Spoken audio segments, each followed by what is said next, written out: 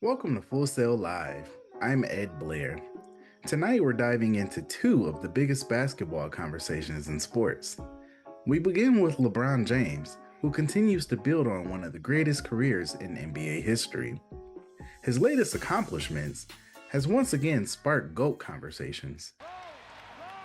Rebounded by Hayes. LeBron James is the NBA's all-time leading scorer. He's a four-time NBA champion, four-time NBA Finals But MVP. LeBron James He holds a record brought of this 22 crowd NBA All-Star selections. to its feet. His How resume old is he, continues to Ed? grow, but I mean, has it they changed list the GOAT conversation? 40. Here to help me debate the topic of if LeBron James is the greatest NBA player of all time, I have analyst Bryce Bachelder. So let's get right to it. Do you think LeBron James is the greatest player of all time? Ed, I think LeBron is one of the greatest NBA players of all time.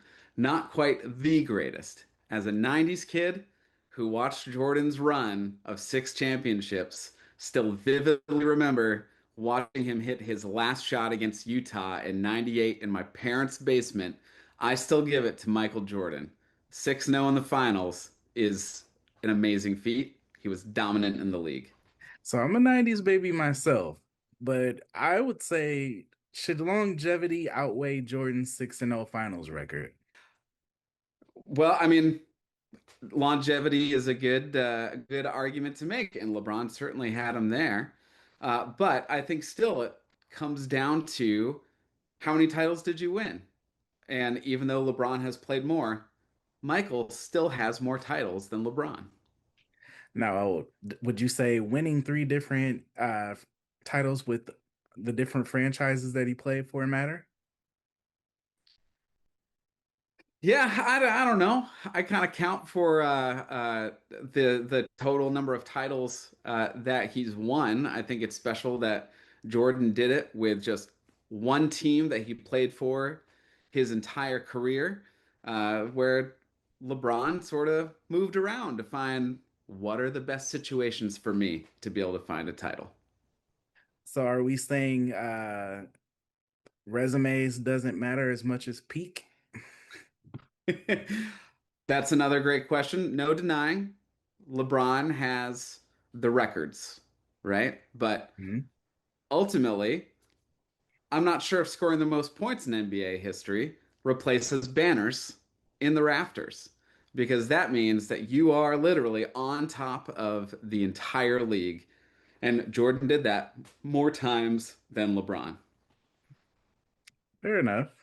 Well, thank you, Bryce, for coming on and debating about LeBron James. And obviously, you're going with Michael Jordan as your GOAT.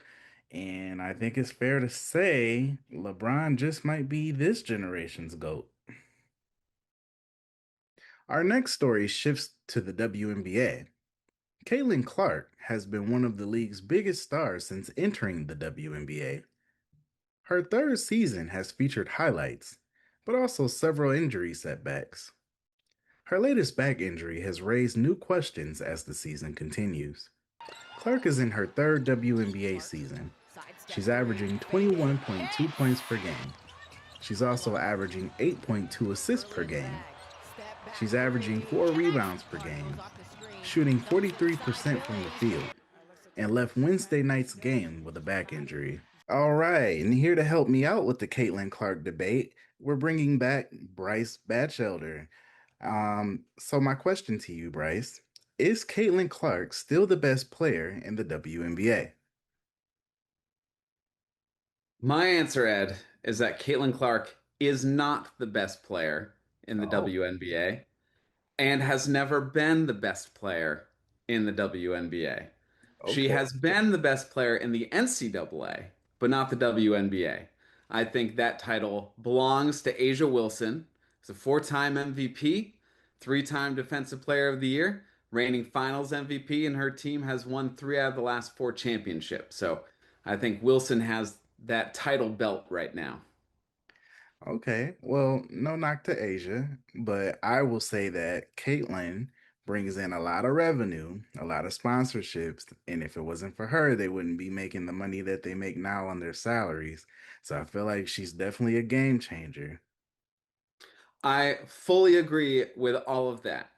But being the most marketable player in the league isn't the same thing as being the best player in the league.